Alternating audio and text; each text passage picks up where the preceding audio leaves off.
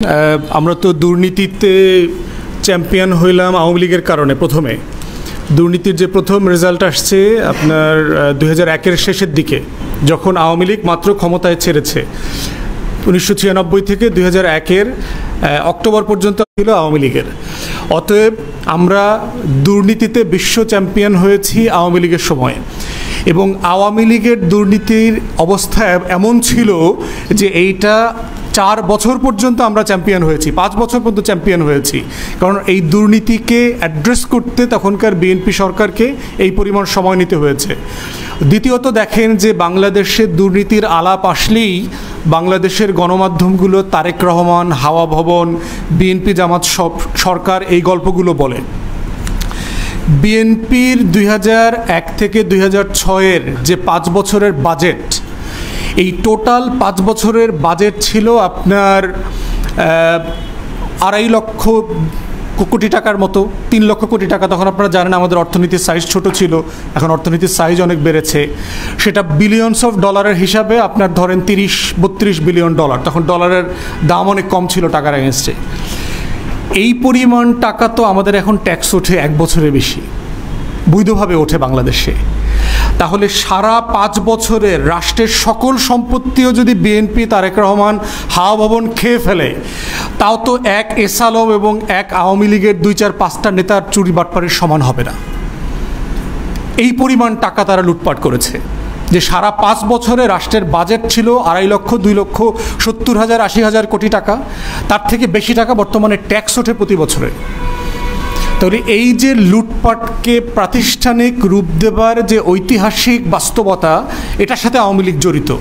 বাংলাদেশে আমরা এই দুর্নীতিতে ট্রান্সপারেন্সি ইন্টারন্যাশনাল যে আমাদেরকে বিশ্ব চ্যাম্পিয়ন করেছে, এটা হয়েছে আওয়ামী লীগের সুবাদে। টিআইবির কাছে প্রশ্ন, আমরা এখন দুর্নীতিতে চ্যাম্পিয়ন হই না কেন? আমাদের একটা এস আলম আছে যে 8টা ব্যাংক লুট করে খালি করে ফেলছে, আমরা দুর্নীতিতে চ্যাম্পিয়ন হচ্ছে না কেন? আমাদের হাজার হাজার বেনজির আছে, হাজার হাজার আজিজ আছে, আমরা দুর্নীতিতে চ্যাম্পিয়ন হচ্ছে না কেন? হাজার হাজার মতিউর আছে। আমাদের গোয়েন্দা সংস্থার লোকরা, ডিজিএফআইয়ের চিপরা 3,000-4,000 কোটি টাকা লুটপাট করে নিয়ে গেছে। আলিশান একরের একর পর জমি কিনছে, আমেরিকাতে বাড়ি বানাইছে, তারপর আমরা দুর্নীতিতে চ্যাম্পিয়ন হই না কেন? আমাদের এনএসআইয়ের সাবেক প্রধান লন্ডনে 3.5 মিলিয়ন পাউন্ড দিয়ে বাড়ি কেনে, তারপর আমরা দুর্নীতিতে চ্যাম্পিয়ন হই না কেন? আমাদের হাজার হাজার কর্মকর্তা আছে।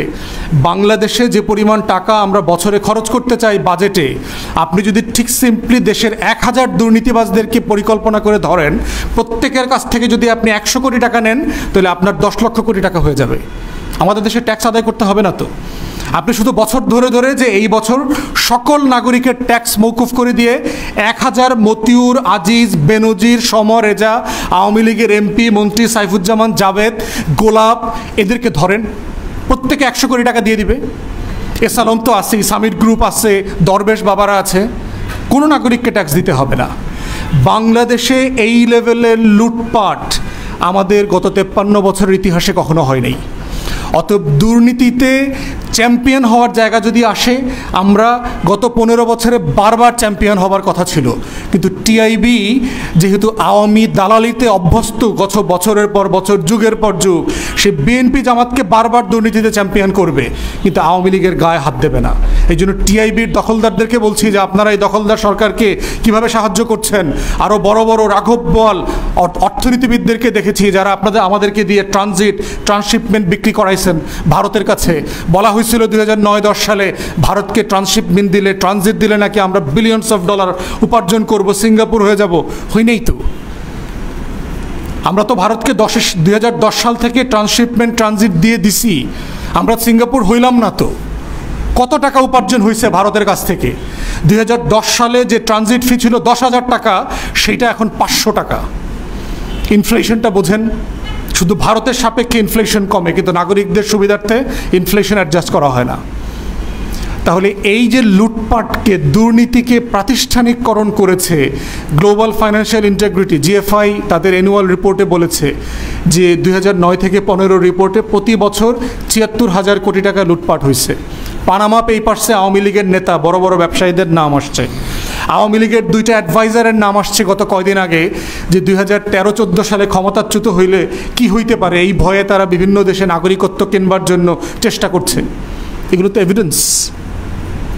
দরবেশ বাবার মিলিয়নস অফ ডলারের বাড়িতে আওয়ামী লীগের হট্টাকর্তারা থাকে, দেশের মালিক জমিদাররা তালুকদারিরা থাকে ওখানে।